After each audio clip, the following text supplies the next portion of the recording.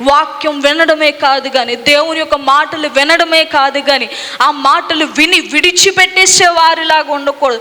వినినటువంటి వాక్య ప్రకారంగా మనం అందరం ఏం చేయాలంటే ఈ లోకములో జీవించాలి.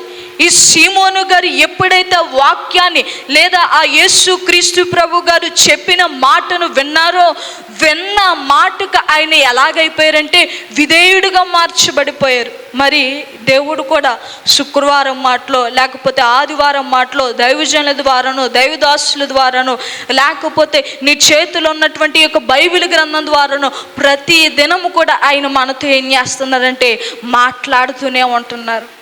మాట్లాడినటువంటి దేవుని జీవితంలో అద్భుతాలు చేయట్లేదా? ఆశ్చర్య కార్యాలు చేయట్లేదా? ఊహించని రీతిలో ఆయన మేలులు చేయట్లేదంటే లేదు లేదు లేదు లేదు. ఇక్కడ కూర్చున్న ప్రతి ఒక్కరి జీవితంలో ఆయన ఏం చేశారంటే అద్భుతాన్ని చేశారు. కాబట్టి మీరు ఎక్కడికి వచ్చారంటే దేవుని యొక్క మందిరానికి వచ్చారు.